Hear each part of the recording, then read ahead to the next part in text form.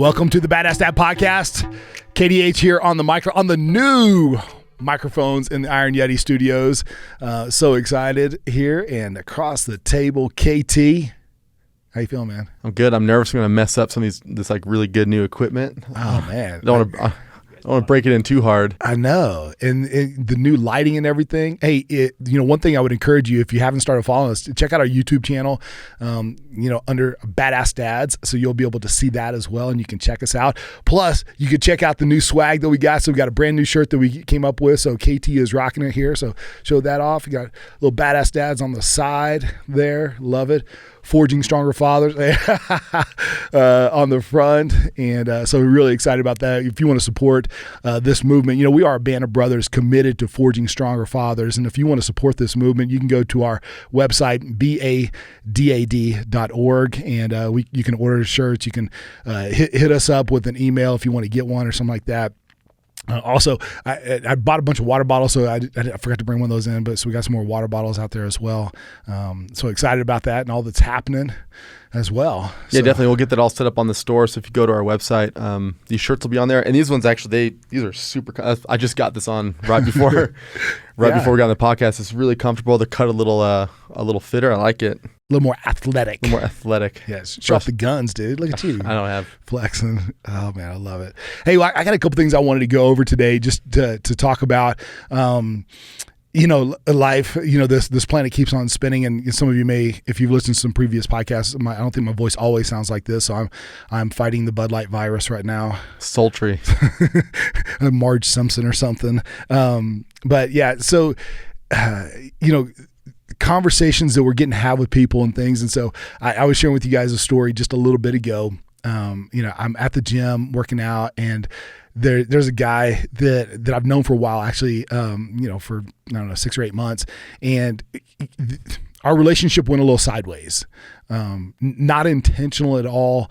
And, I had reached out, to kind of check in and say, hey, what I do, what can I do to get better? How can I apologize or what? Didn't get any response. And so several months had gone by, at this point, I guess, 4 or 5 months have gone by, and I see him at the gym. And we're in the locker room, which is always kind of a weird place to have a conversation anyway. In the locker room, when you're changing clothes. Just in the coach's pose?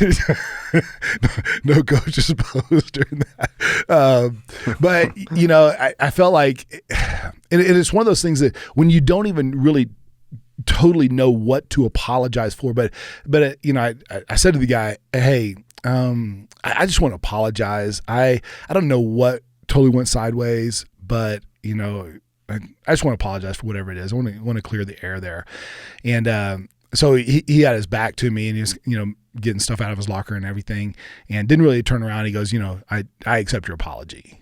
And I was like, okay. You kind of feel that it was half-hearted, but and I know we were talking earlier, I was doing my best to channel my Jocko Willink and take extreme ownership there. And he walks off out of the locker room. I'm still in there a few more seconds, and then he kind of turns around, like, I don't know, 17 seconds later, he's kind of charging back. You could tell there's a lot more energy here. And then he proceeds to go into great detail of what had happened.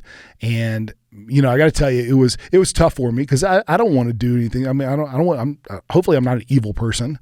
And, but he let me know, how I'd wronged him in his family in this situation. And so, I just apologized and once again, asked for forgiveness. But you could tell even after all that, there was still, some energy. Mm-hmm. Did you feel like the things he said that you had done wrong, when you reflected, did those feel in line with, oh yeah, maybe? I could definitely see his perspective, mm-hmm. Of how, he could have felt the way that he did, for sure. I want to be careful, because I think he and I have a different style of handling things, and in particular how we may handle our children, because this is the situation dealt with our children. Because I had a similar situation with one of my boys and another adult, and how I handled that, how I let my son go and handle that situation with the adult instead of just walking away and never saying anything again. So I want to be careful, because maybe that's just my style. That's just our strategy. So I could definitely appreciate where he was coming from, for sure. And do you feel like you apologized, even though there's still, obviously some stress on his side afterwards? Did you apologize for those actions you did that would have been perceived that way? Yeah. Like, there's no doubt. It wasn't one of those situations like, sorry, man. Oh. He's like, he's not even, like, you're not even apologizing for what you did. Yeah. Was it that situation or more? No, I really feel like, I don't know. Maybe I'm trying to save face here. I don't know. But I felt like, I sincerely, apologized. And I think part of it was an oversight on my part. I mean, really, from the situation, I was not. It was something that I had overlooked. So I wasn't even really aware.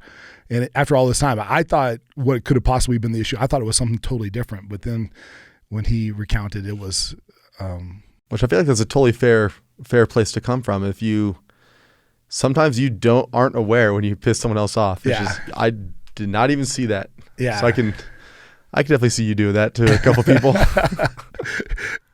just being unaware. I don't know, being ignorant, naive, in a scenario. But even so, even you took that, you acknowledged that, hey, I appreciate your perspective. I didn't know you felt that way. And I apologize. Yeah. It was not my intention. Yep. So you got to that point now. I got to that point. Yeah. But I afterwards, was he super happy after that? No, he wasn't. And I don't feel like, I mean, I don't feel like he walked away, feeling, okay, hey, I got that off my chest. Maybe he felt, hey, I got it off my chest, but I don't feel like he walked away going, wow, okay, now it's totally resolved. Next time I see Kevin, we'll be good to go. Yeah. Didn't feel That's that frustrating, huh? It is. Yeah. It's very frustrating. Why is that? Why do you think, what frustrates you about that? Well, I think part of it, I mean, I don't want people to think ill of me. I don't want them to think bad of me. I don't want to think that I'm a mean person or something like that. But it's kind of like, I didn't even know what I did. And now that I know, it's like there's not even a chance for me to do anything to kind of make it right. It's not like I can go, okay, hey, so this year we're going to do this differently, or right. with that particular situation. That kid, if you will. Okay. So. Yeah, because like objectively looking at the situation, it sounds like everything within your control in that situation with apologizing, acknowledging your mistake. Yeah. You took, and that was. I hope so. Yeah. And it still wasn't enough. Right. Yep. And I think.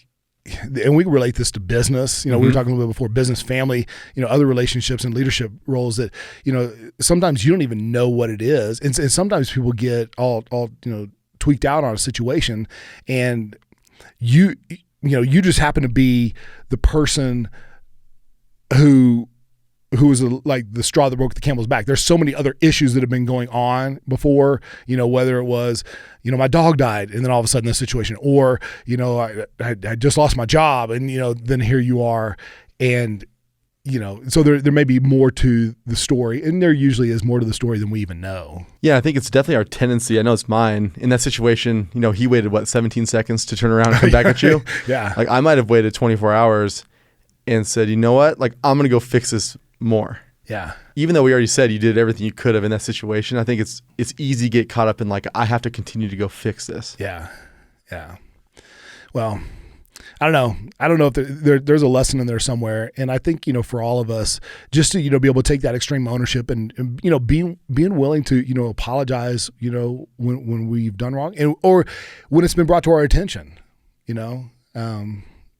so. Yeah. I think in that scenario, if you apologize for the situation, I think you did some inner reflection of like, hey, what could I have done better? Extreme ownership, right? What could I have done better in that situation? And with everything in your control you've done, you can't really hold on to what someone else, how their reaction is to something. I think you mentioned something before about it's really on that person with how they take the apology. Yeah. Yeah. Yeah. So anyway, we'll shift gears a little bit. I want to talk the other thing. So I had my boys, we were having a conversation, and I wish I could remember how it came up, but the subject came up about, children honoring their parents, honoring mother and father. And so the question was brought up, how do you do this? And, I wish I could remember, like, cause I someone had to have given this to me, but somehow in the moment, this struck me, and I actually said it. Like, it wasn't even like I took a huge long time to say it, but when Jacob, my oldest, said, basically, hey, I said, how do we honor you and mommy? And I said, to love your brother.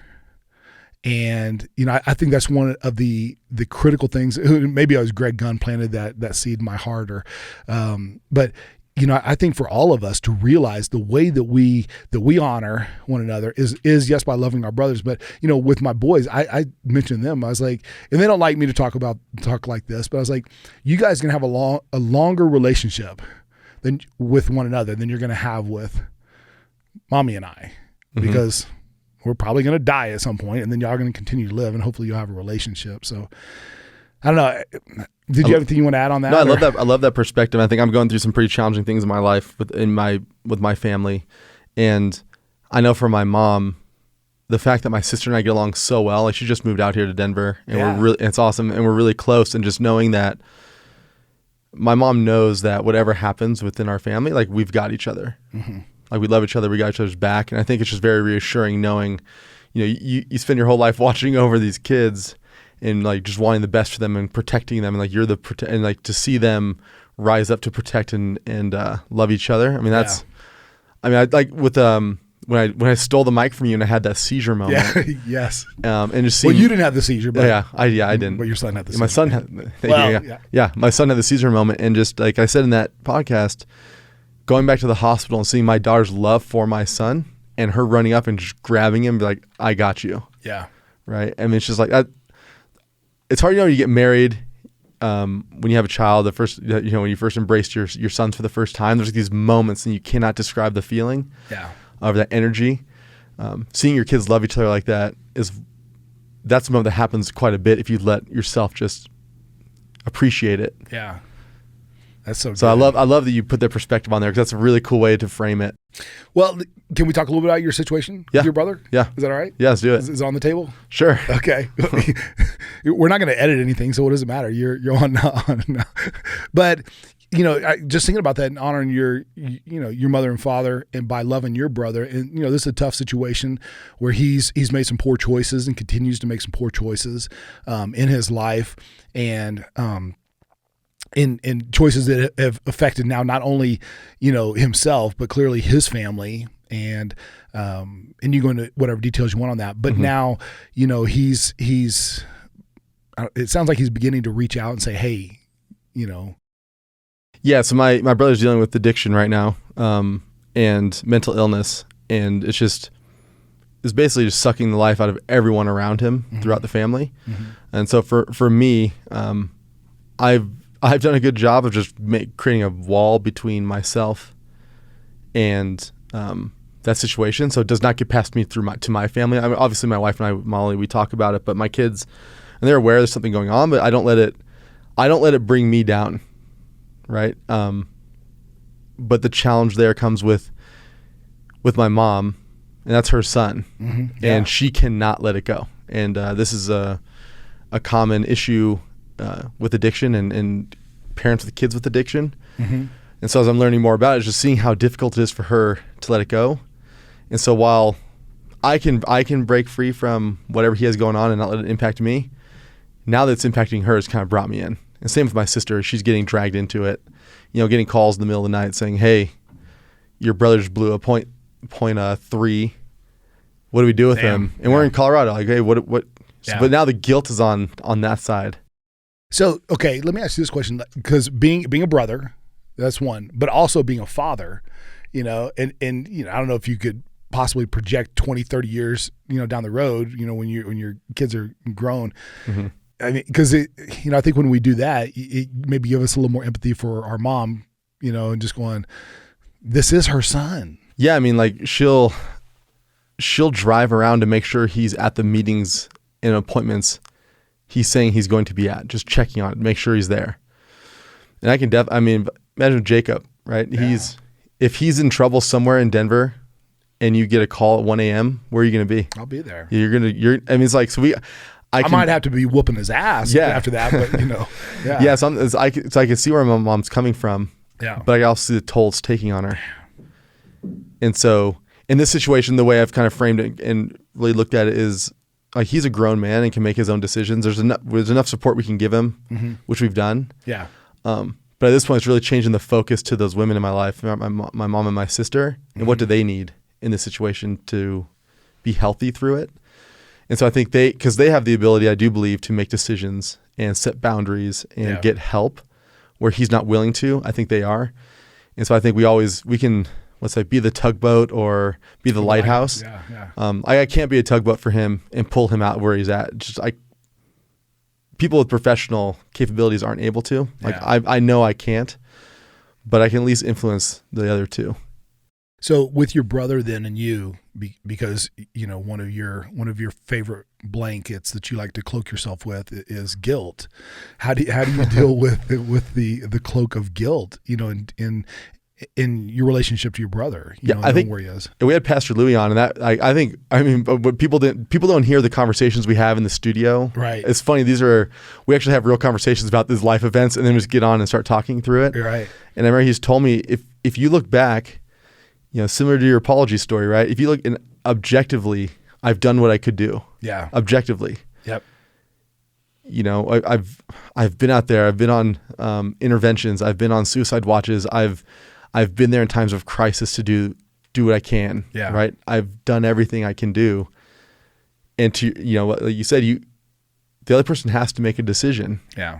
And you have to be, as hard as that is, you have to be able to accept that you can't. Your ownership or your onus of control, your sphere of influence is only so limited with what you. And once you've exhausted those options, now you're just banging your head against the wall. Yeah.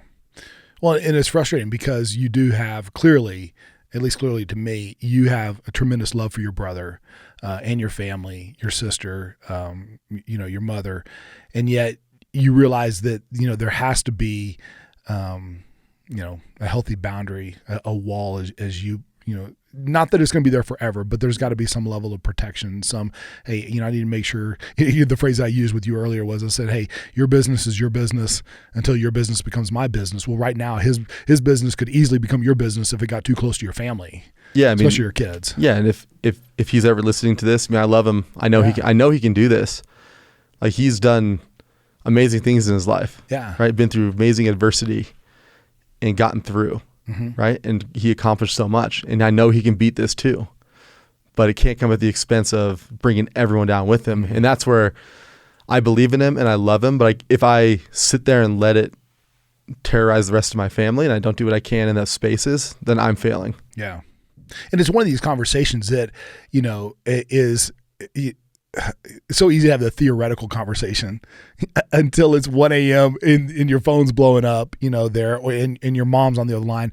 How do you tell us this? How do you love your mom, in the midst of, I would just imagine, especially if I had a lovely hair like you, that I would be pulling my hair out, just going, Mom, like, stop saving him. Like, stop doing this. This is not helping him, and it's definitely not helping you. I mean, there's got to be that feeling. Yeah, we try to send her a lot of pictures of the kids. And that seems silly, but what I've really tried to focus on is like, she has this opportunity for the rest of her life in front of her with like her grandkids and her husband to have like an amazing rest of her life. Yeah. You can choose to go down that route, or you can choose to be sucked into this other one. And the other one, basically trying to save, my brother, is just putting a storm cloud over her that she cannot escape. Yeah. And so I more try to highlight, here's all the good going on in your life and what you can do. And I encourage her. I mean, I know she's seeking help in therapy, and she's going to Al-Anon, which is Alcoholics Anonymous, for family members. Yep. And I know that's been really helpful for her. And so I think I can't empathize with how a mom specifically feels about her son and her firstborn and what they went through together. And so I know I can never fully understand that relationship. Yeah. I can understand. I think on the son, like as a father, we can kind of empathize on that side a little more. And so I think just trying to support her where I can. To your point of how do you honor her? Like, my sister's on calls, I'm going over there after work to be on the calls with her. Yeah. And I'm supporting her. And so, again, those are the areas I can control, right? Is how I bring myself to that table. Yeah. It's hard. Well, and I wish there were just some easy answers. We were talking about, some tough situations earlier. And, as you were sharing that, not to go, so biblical on everyone, but, the story of the prodigal son, when, the young son decides he wants his inheritance, before dad dies, and he's going to go out and he's going to go live it up. And he does that. And, you fast forward through the story and he's in the pig pen and he's eating the pig's slop. And there's this little phrase in there that says, and he finally came to his senses.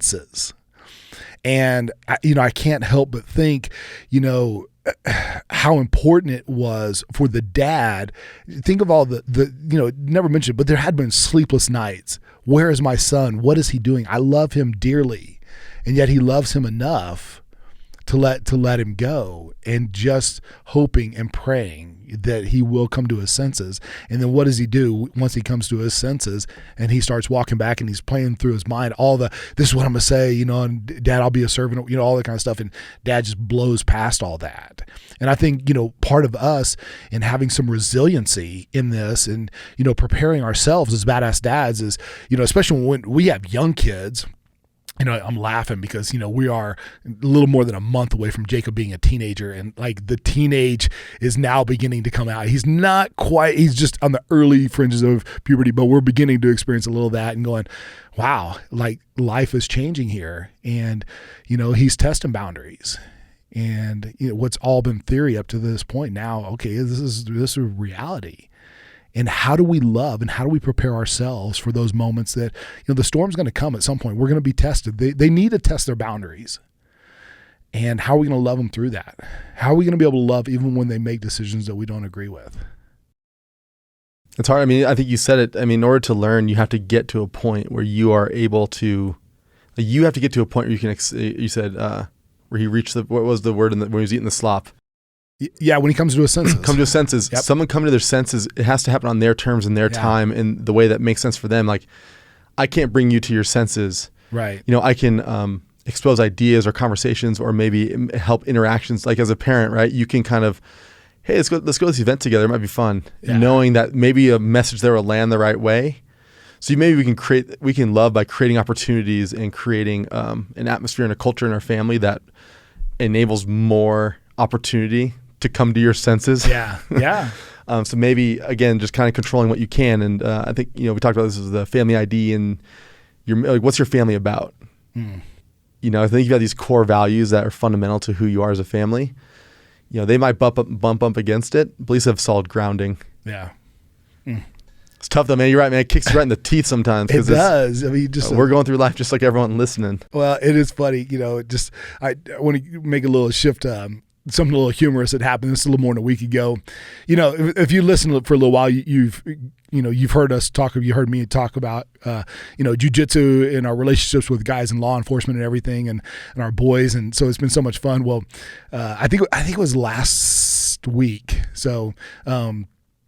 Last week we my boys were out and they were on the edge of our neighborhood, and they were shooting their airsoft guns. So they actually went to the edge of the neighborhood, and on the other side there's several hundreds of acres that are kind of open, and it is private property. Okay, but anyway, so some of the neighborhood kids snuck over, and they're shooting their airsoft guns and doing what boys do and having fun.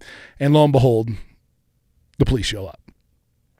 And since we live on the edge of Parker and Lone Tree, so two cities that, butt up to one another.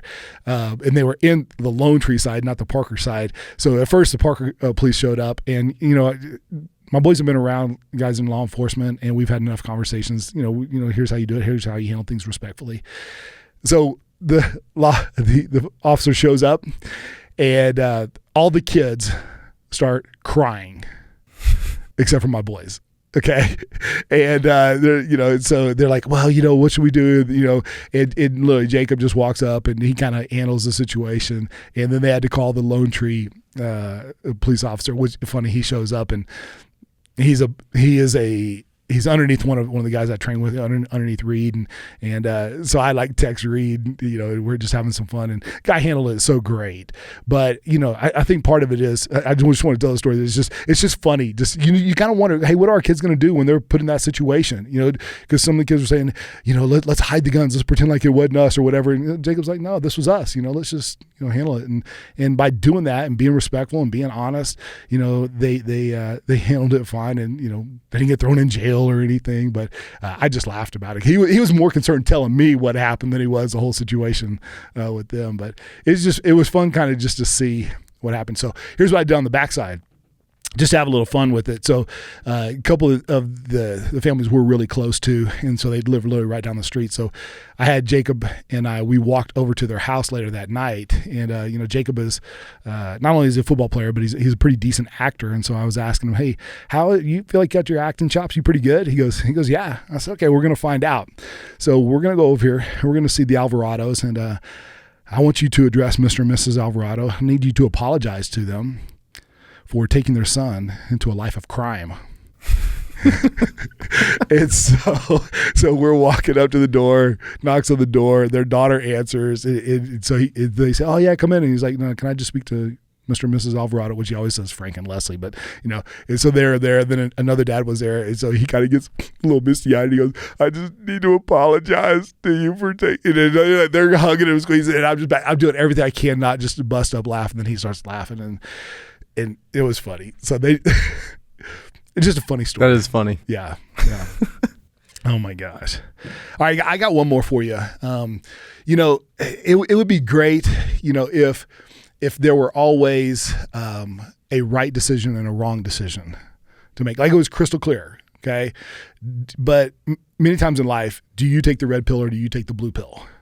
You take the blue pill, you go back, you never know what happens. You take the red pill, we'll go see how deep the rabbit hole goes. So I had a situation with a young man that I've had a chance to, speak into his life a little bit. He's in his early mid-20s right now, and so he started dating a girl, and they're in a serious relationship, and only 3 months into the relationship, and they decided they wanted to have a baby 2 months ago. So 1 month into the relationship. Probably not the advice that I would have recommended. That's pure wisdom right there. Pure wisdom. Boom, yes. Let's just do this. Yeah, let's just get after it. And then he gets some information. He actually sees a text message on her phone that, there's, some other guy, whatever. And so there's a lot of distrust there. And, he texts me and says, was it IDK, which I had asked my 12-year-old what IDK is. So it was like, I don't know. And he said, what to do. And so we got together and we were talking about it. And I wish I could just say there was just this plain and simple, here's what you do. Because as the plot thickens, so the girl is pregnant already. And now she's saying that, if we're not going to be together, I'm going to have an abortion. So there are layers and layers and layers of this. And, so the challenge, with all of this is, there's so many layers of challenge, but if I just tell him what to do, then if it doesn't turn out right, who's he going to blame? You. It's going to be me, right? If I tell him to stay and things don't work out, if I tell him to leave and then she does, So what do you do in these situations when people are asking for some mentorship, some things? And, we talked a little bit about tactics and strategies and things like that, but then there's also the art of relationships. Right. I love, I heard recently, instead of trying to be correct, love first. So kind of come into this situation with just kind of open this situation that just looks like, I'm not trying to come in here with an answer. Yeah. Because we talked about this a little bit between coaching and mentoring, and there's times where someone comes up to you and says, hey, can you show me how to do a jump shot? I feel like I'm really struggling. Like that's a tactical, I can give you really clear advice. You're a basketball coach. Yep. In this situation, it's not for you to come in and tell someone to keep your relationship, to not keep your relationship, or to have an abortion or not have an abortion. Yeah. There's no way you can make that decision on someone else's behalf. So I think in this situation, coming in with a sense of seeking to understand, and you told me this way back when, is that you believe the answers are inside all of us. And you might have said this on part of this podcast as part of Badass Dads, which is something we really do believe in, is that the answers are inside of that person. So it's our job as a coach or mentor to help them understand the why behind their decisions and help them get to a spot where they can make one that they believe in. It doesn't make it easy though. No. Because, you start fast forwarding and you start going, okay, so what if he decides to, stay with this girl? And, there at least appears, I don't have a relationship with her at all, but, there's some character issues here. There's probably some other issues, with past or whatever. Not to mention that, they're young, young in the relationship. And then you have the whole other side, with the abortion, which, we could go into. Let's do it. Let's dive in. I was kidding. Gosh, that's just so hard. And then, go ahead. I think it's completely acceptable. And I've had this situations at work like this, right, with coaching employees who I'm overseeing, and it's not my responsibility to give them the answers. And I'm very transparent, like, hey, I cannot do this for you. I cannot make this decision for you. Yeah. Let's just baseline on that. So if he asks me like, hey, what do I do in this situation? Like, listen, I can't tell you what to do. Yeah. I can be a sounding board. We can talk through some things. I can help you, come to a spot where you feel like you can make a better decision and we can have a conversation. But I think it's completely acceptable to say, I can't decide this for you. Yeah. It's a slippery slope because you're right. You don't want to be in that spot where you're trying to tell someone.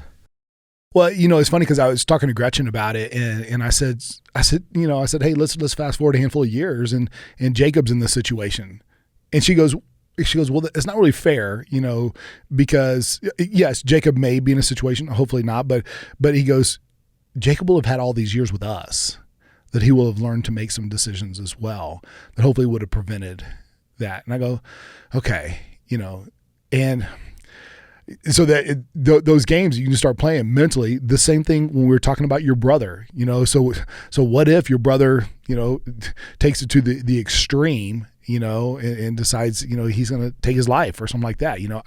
All those different things, if this guy, if this girl decides, hey, I don't want to be with you and I don't want your baby. The hard conversation I had with him, I said, listen, unfortunately, she has control over this situation. You have very limited rights. Yeah. And why is this guy coming to you, not his dad? Where's Jacob going to be going when he's 24? Yeah. Right. And that's what we talked about. That's what we talked about as Badass Dads, is like in my brother's situation. Yeah. He has not had a meaningful relationship with my father for I don't know how many years. Yeah. Right. So the fact that this guy's coming to you just automatically tells you something. Yeah. There's something missing that as Badass Dads this is what we're trying to fix. Right. This is a perfect example of our kids are young now, but we're going to walk beside them. Like, I know you always use the concept of 80% of the time is used by the time they're 18, you've spent 80% of the time. Yeah. Like, I would love a mission of Badass Dads is to lower that percentage. Yeah. Like, let's make it a bigger percentage we're with them later. Yeah.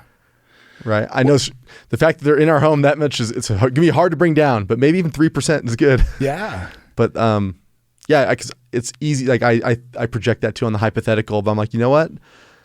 I'm going to be there every step of the way in a meaningful way, leading my family, speaking to my sons and my daughter. Yeah. Well ahead of those situations. Yeah. Like, they should come to me first. Well, and I love that because, as you were saying that, I was like, because I've heard this also, that I want my boys to want to spend time with me when they no longer have to spend time with me. Yep.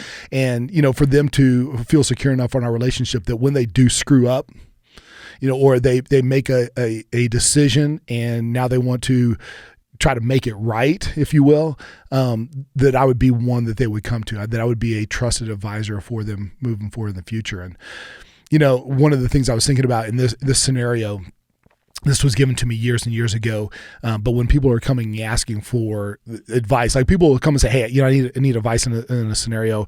The real question is, are you really asking for advice, like what to do in this situation, or are you really asking for approval? Because sometimes people are coming and they're just asking for approval. Like, they've already made the decision in their mind what they're going to do, and they just want someone else that they see like an authority or a position or someone that they respect to be able to say, okay, yeah, that's a good decision. Yeah. Pretty sure when I was switching jobs, I kept coming to you for approval. And you pitched back, you're like, no, like, what do you want? Yeah. And we had that conversation. Yeah, we openly, and I came to you with that exact scenario of, I'm really struggling between this and this. Here's what I'm thinking. I think I should go this because this is this. And you're like, yeah, sounds like you have an answer. Why are you even asking me? Because I want to feel better about it. Yeah. I totally did it. Well, and I think that goes back to one of our core tenets is just being able to have, those band of brothers that are around you. And that means that as a badass dad, that, you have to have the strength, the resilience, the wisdom, the skill set to be able to speak into some younger guys that you have, because, many of the guys that are listening to this, they already have a platform that they're getting to speak. They have subordinates at work or kids at home or whatever it is that they're getting to speak into other people's lives, but they need to, be prepared. And, I think even have some tools, and hopefully we're, providing some tools and tactics as well. So yeah, definitely. I think if you have, other men you're talking to, like I came to you and this is like, you're part of my band of brothers, right? I come to you. We talked about real life stuff. I learned things. I become a better leader and man because of it. Yeah. And I bring that back to my family. Yeah. It's like being a badass dad is being able to kind of hit up your network and get better in your areas you're weak in and bring it back to the family. So that's, that's really what we're trying to do. I love that. Absolutely love it. Well, let's put a bow on this. Talk to us about where people can follow us, and once again, where they can get the cool swag. Yeah, this cool. It is very comfortable still. Yeah. BadAssDads.org is the website. We have a store on there, so go ahead if you want to look at these shirts. They're really awesome, super comfortable. Go ahead and get an order in there. We're on Instagram and Facebook under Badass Dads, and I think BADAD_org on Instagram. We're trying to be more. I was on a roll too. You were. I got a little thing, and I'll get back on it. Yeah. We keep getting some likes on Facebook. If there's something you'd like from us, please send us a message. If there's something platform you prefer or types of content that you like or enjoy, because we can cater it to that too. Yeah. But yeah. Well, I tell you what. Coming up on a recent episode, or coming up on some, it'll be soon, probably next week or two. We're going to be having some really serious conversations with some guys dealing around PTSD as well. I have a young man, I'm going to call him a young man, out in Georgia that, beginning to have a conversation with some guys that are here. And man, this is real. This, we've got, over 20 veterans committing suicide every single day. And I'm not saying that we're the answer, but I just think, I want us to be a conversation starter, not a conversation ender. Not that we have answers on everything, but there are people out there that want to support and encourage and listen and help out in any way we can.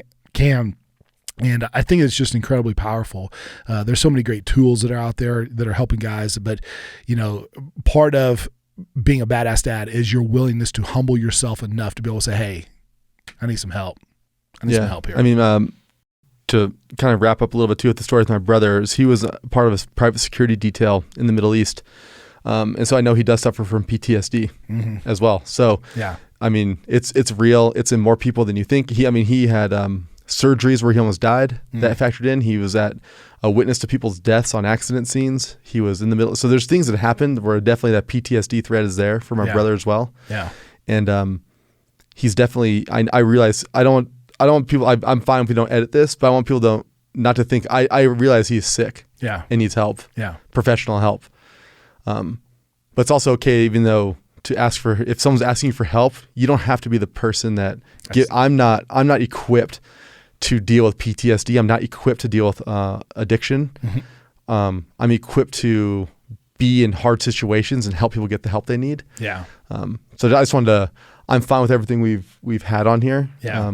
Like I said, I know he's sick. I know he's been through a lot, and it sounds like we're having more conversation in the PTSD space, which I would never have thought about. I didn't have anyone in my local family in the Army, right? Yep. Or like, now I know you're involved with a lot of law enforcement, so I'm sure it's in that community too. So I think it's just, maybe it's a little broader on the getting more mental illness, PTSD, addiction. I don't know if we have the answers there, but we're going to start. I love your concept of starting the conversation because we're dealing with it. I'm dealing with it. Yep. You've dealt with it. Yep. I'm sure there's a lot of people listening who've dealt with similar things. And I just say this, guys, just in wrapping up, that if you are there, man, find somebody, find a brother, find a friend, heck, reach out to us, shoot us a message. I did notice, although I don't check the email all that much, we've been getting a few more female subscribers, which has been fun. But reach out to us, and if, maybe we'll try to connect you with someone that's local where you are, or, maybe we can talk or something. So, man, we appreciate you guys. Man, we really want to grow this movement. We want to grow our channel. So please like and subscribe, leave us a message. We're going to do a little bit better job also of, reading some of the comments, and we'll send some swag out to people that leave comments on the Facebook page or reviews. Yeah. So reviews on iTunes. So we really appreciate that, or YouTube as well. So, hey guys, let's be badass dads. Let's have a badass day, and we are out.